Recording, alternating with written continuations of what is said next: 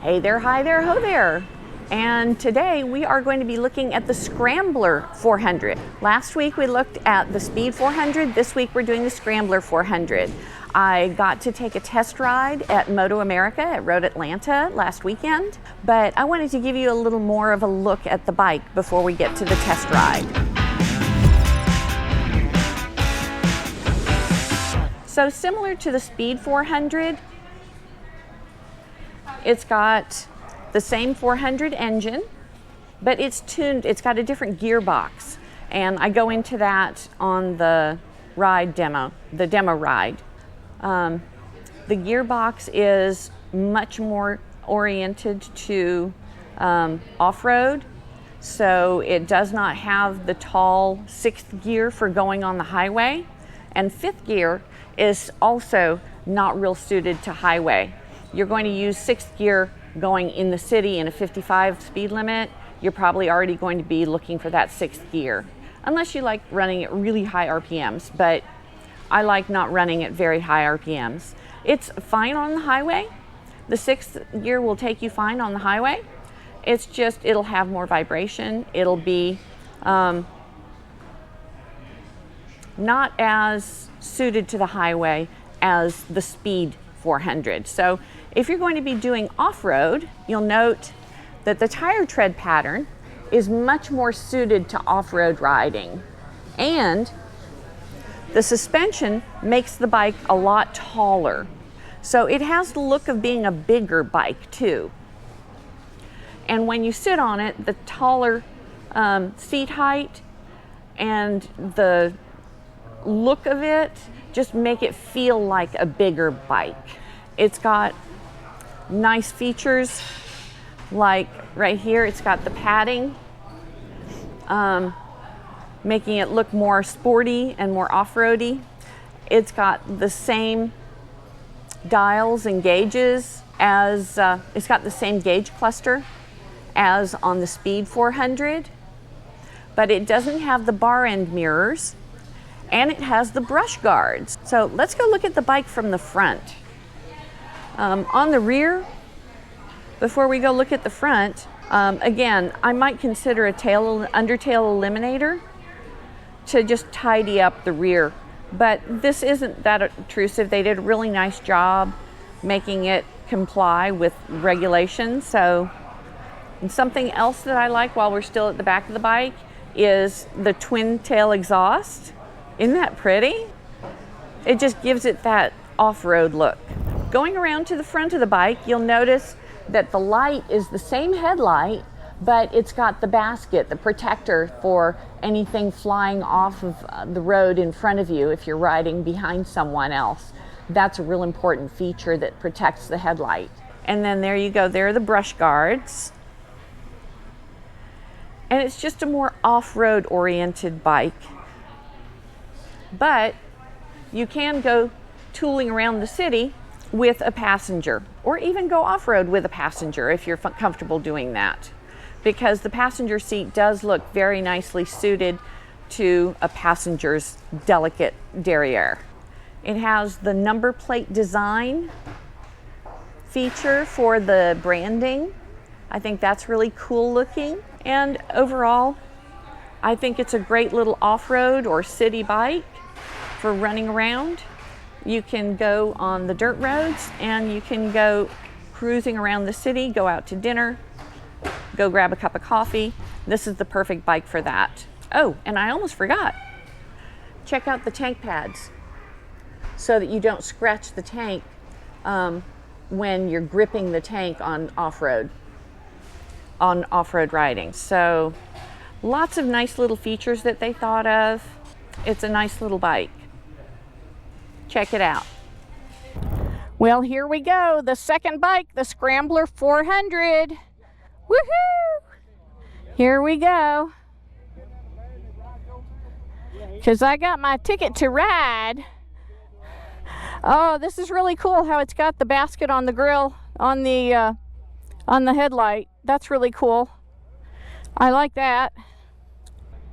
All right, well, let's see what this little bike will do. You ready to take a ride? Let's go. Ooh, this one's quite a bit taller. This one's quite a bit taller than the other one. The dash looks identical, but it's quite a bit taller.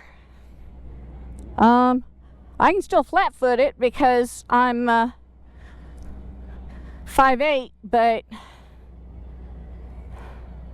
yeah.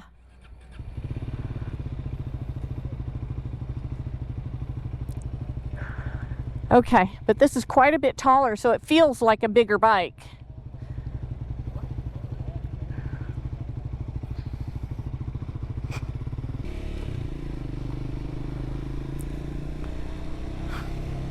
Put the visor down, and let's hit it.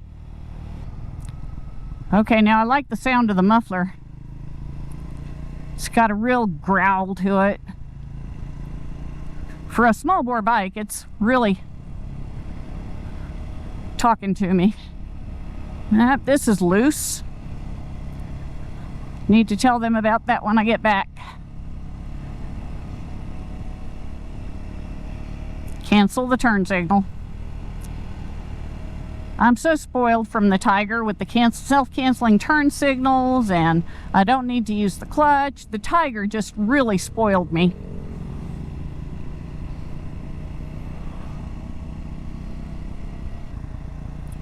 All right, third gear. Good engine braking. I like that. It's real secure engine braking. It doesn't stutter. This is the road bed that's bumpy. It's not the bike stuttering. Alrighty, keeping it slow. Don't want to get in trouble.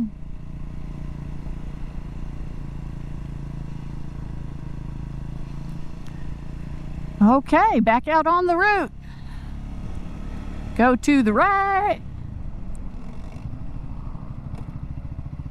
Okay. Get out in front of this truck.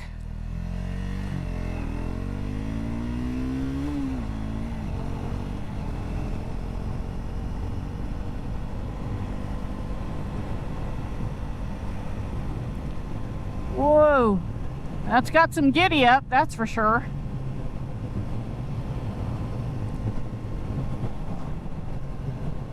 But this one I need to get in 6th gear. The gearing's different. I got to get in 6th gear to really maintain going 60.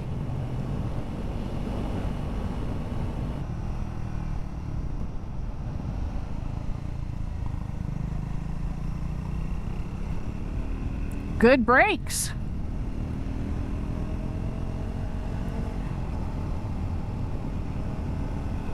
But definitely have to be in a higher gear for more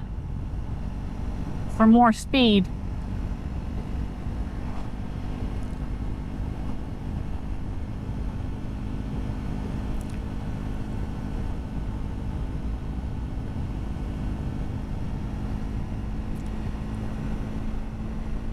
Let me try 5th gear. I'm in 4th gear.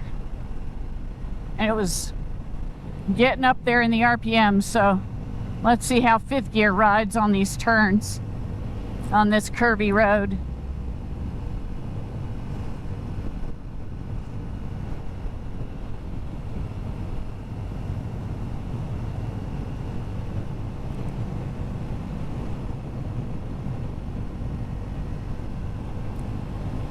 It feels a little more substantial than the Speed 400. It feels a little bigger, a little more planted, but still very flickable. And that has something to do with the tires as well as the geometry of the bike. But it's a very comfortable riding position. The brakes worked really well before the turn.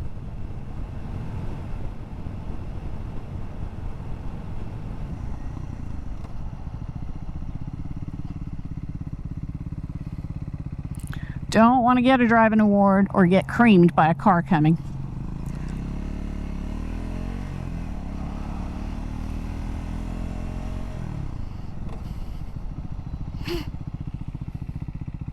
All right, let's go.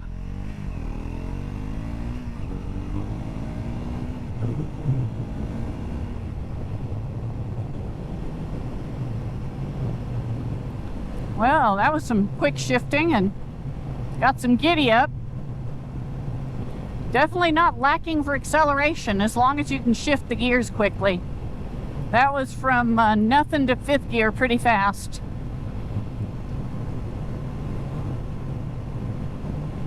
And the shifting was very smooth.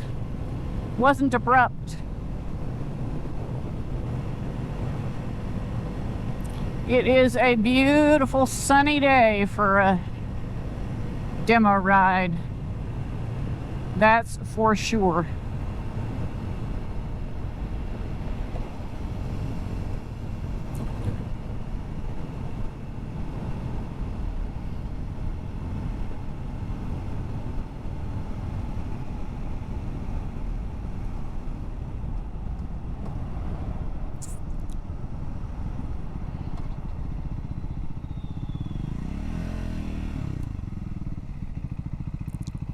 All right, good stopping. The suspension is definitely much tighter on this bike. Oh boy, I'm gonna have to wait for the light.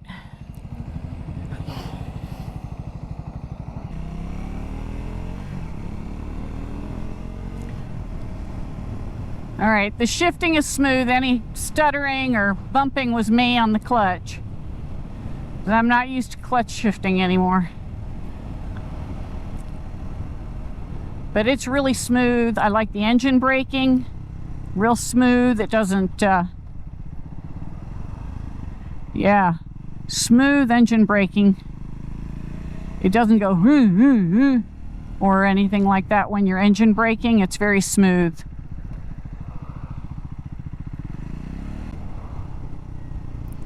And we're in traffic today. Bump. Whoa, hardly felt that bump. That was nice. And another red light. No.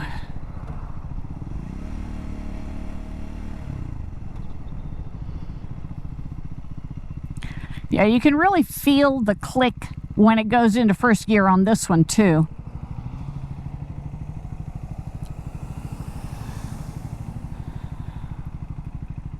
I don't even have to look what gear I'm in when I need to get down to first. I know it's in first by the feel of it. So that's real helpful.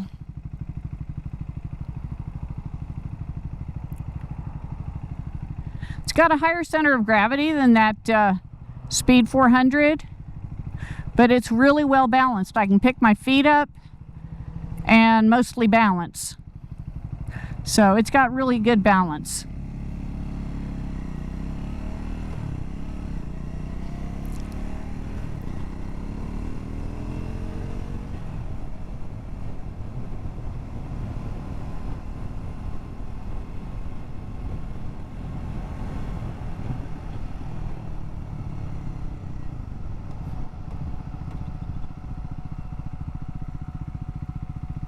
Yeah, good brakes.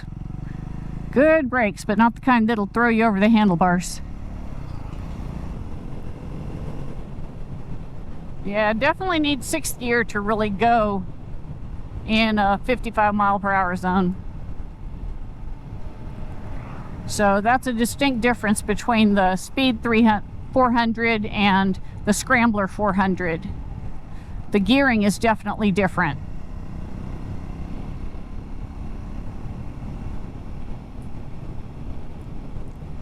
Both of them you got to shift real fast to get up to speed, but the top end on the Scrambler doesn't feel like it's as fast as on the Speed 400. And it tracks real good on the sweepers, and it's real flickable in the twisties. Though there weren't real tight twisties, it still felt very flickable in the turns. Whee! Make sure I'm not going too fast. Don't want a driving award. And And here we're dropping down to 45. Let's try 5th gear for that one. I can tell you the extra breeze on a naked bike is very welcome on this warm day.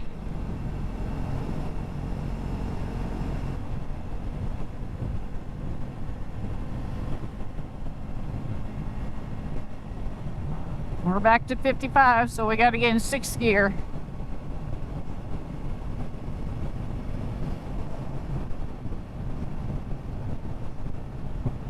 And we're just about back.